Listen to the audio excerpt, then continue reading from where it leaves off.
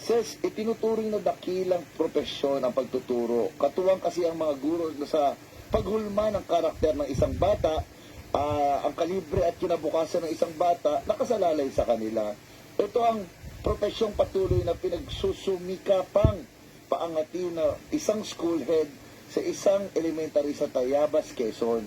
Napapag-usapan lang natin ang mga sakripisyo ng mga teacher, di ba? Para din silang yung mga health workers Yes. na beyond their Oo. work, line of work ang ginagawa nila. Sa pamagitan kasi ng pagiging malikhain ni Jeffrey Di Mailig, nagka-interes sa pagbabasa, ang mga mag-aaral sa kanilang paaralan. At kahit na may pandemya, patuloy ang paghahanap niya ng paraan para maturuan at hindi mawala ang interes sa pag-aaral ng kanilang mga estudyante. Kilalanin natin sa report na ito. Taong 2018 na madistino sa Mate Elementary School sa Tayabas, Quezon, si Jeffrey Galera Di Mailig bilang school head. Nakita agad niya ang problema ng mga estudyante sa pagbasa. May mga reading program sa bawat school. Sabi ko, bakit ganun ang MPS or mean percentage score, yun yung performance ng bata, hindi nagbabago. Minsan bumababa pa. Agad niyang kinausap ang mga estudyante para malaman kung paano sila matutulungan sa pagbabasa. Sabi ko, ano yung gusto nyo? Bukod sa pagbabasa, ay gusto ko ba namin nag-enjoy? Yun, nakuha ko yung root cause na dapat daw sila nag-enjoy while reading. So, tinrabaho ko agad yun. Kumanap ako ng mga stakeholders to provide fund para dyan sa project proposal na iniisip ko, which is yun yung Park for Learning. Naging interesado ang mga bata sa pagbabasa. Bukod kasi sa mga little teachers na katuwang ng mga estudyante sa pagbabasa, nagustuhan nila ang makulay na part ng kanilang eskwelahan kung saan sila naglalagi para sa mga reading sessions. Napansin ko, kukunti ang naglalaro sa parang. Instead na sila ay naglalaro sa parang during recess, nandun sila sa park, doon sila nagbabasa. Pero nangyari ang COVID-19 pandemic at napilitang itigil ang face-to-face classes sa mga paaralan. Kaya't nag-isip na naman ng paraan si Teacher Jeffrey para patuloy na maturuan ng mga estudyante at mapanatili ang interes nila sa pag-aaral. Dito na nila ililunsad ang proyektong eskwelahan sa tahanan. Katuwang ng mga guro ang mga magulang sa pagtuturo sa mga bata. Sabi ko, bakit hindi school ang dalhin sa bawat bahay? Kung hindi sila makapunta. So, in-explain ko ito sa lahat ng community namin. At natutuwa kami kasi meron 21 eskwelahan sa tahanan na tumanggap ng aming hamon na maging classroom ang kanilang tahanan. Maraming school divisions na ang nag-adopt ng eskwelahan sa tahanan. At nasa shortlist ito ngayon ng Mayor Japan 2021 Awards. Sabi ni Teacher Jeff, dahil sa mga lumutang na problema nila sa mga proyekto dahil sa pandemya, tulad ng late na pagkuha ng mga learning modules, isang proyekto na naman ang ilulunsad nila sa pagbubukas ng klase. So, ang ginawa namin, sabi ko, kung meron tayong 5% na hindi kumuha ng module sa eksaktong oras nila, bakit hindi tayo mag-attend? So, nag-isip kami, nag-contextualize agad kami.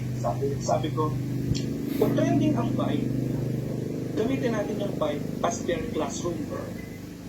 At ecological friendly pati siya. Kasi ano ko gagamit ng gas, kumbaga may exercise pa ako, at yung mga teachers, kung sino yung duty, dun sa aming ilo-launch this September 13, yung bisikleta ng pag-asa, pagbasa. Makakatuwang nila ang mga opisyal ng barangay sa nasabing proyekto. Hiling nila, marami pang sumuporta sa kanilang proyekto para mas maraming estudyante pang maabot nito at mabigyan ng mga kaalaman.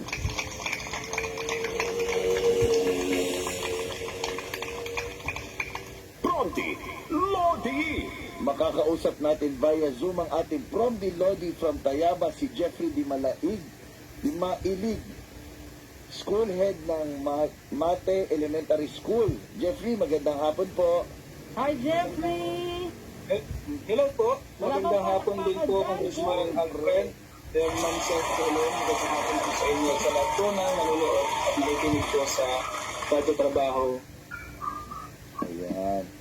Ano po? Napakagandang ehemplo ang pinakita mo. Kanina lang kausap namin ang si Yusek San Antonio ng DepEd na nakakadismaya medyo yung mga nangyayari sa DepEd. Pero dahil sa'yo, may parang nabubuhay pa rin ang pag-asa na may magandang idulot ang mga guro Totoo. sa pag-aaral ng mga bata. Tsaka yung innovation na ginagawa ni Jeffrey, talagang... creative, very Oo, creative. creativity talaga yung pinairal ni Jeffrey dito. Jeff, ano ba ang inspirasyon na nararamdaman mo kung bakit naisipan mong gawin na ganitong estilo yung pagtuturo sa bata? Ayan, naiyak ako doon sa video. Doon sa video pa yun siya po. Oo nga, ang ganda ng video mo, ha? Galing ni Sir Enzo mag-edit. Ayan, actually, siguro ang isa sa pinagugugutan ko na, kaya ginagawa ko po ito, lahat, yung buhay ko estudyante nung ako nag-aaral sa public, na sabi ko, wow, ang sarap pala sa pakiramdam na tawagin kang sir. Tapos, doon ko naisip na, yung sir, yung bata na yun, na tumawag sa akin ng sir, doon niya sinabi na, sir, baka naman po pwede niyo akong bigyan ng pang-recess. Which is na-experience ko sa nung ako elementary na wala akong pang-recess. Yan. And then, doon nag-start, nasabi ko, lahat ng estudyante ko nakakaranas ng ganitong sitwasyon, ay ibibigay ko yung part ko. Hindi lang basta guro. And then, dun po nag-start yung advocacy ko na ibigay yung mga basic needs nila, and then yung mga ganyang reading program, mga ganyang interventions. Kasi, sabi ko nga, ang tunay na essence ng pagiging guro ay kaya mong maging magaling kapag kaya mong gawing magaling ang ibang tao. Galing! Lalo na, Bisikleta ng pag-asa, pagbasa na ginagawa mo ngayon. Paano mo ito ipinapatupad at ano ang plano mo rito? actually ma'am, wala pa kami yung ganyang bisikleta. Wala pa. So, O, pwedeng Apo. simulan ni Kong Apid. Apo. So, umahanap lang po ako ng mga stakeholders na tutulong po para may sakatuparan ko yung next project namin within school year po, 2021 to 2022. Ito po ay para, yung sabi ko, yung problema namin nung launch namin yung eskwelahan sa tahanan. Actually, kahit anong innovation mo, there are times talaga na meron pa rin lalabas na problema dyan. Teacher Jeff, ilan ba ang target mo? Ilan ba ang target mo sa ganito? Actually po, ang target ko lang is isang bisikleta na may sidecar. Ako na nun. Ako na nun, Teacher Jeff. O, Yes sagot na. Ako na nun, ako na nun. Kong Apid. Ibibigay na sa inyo yun ang Provinciano Party List, Teacher Jeff, ha?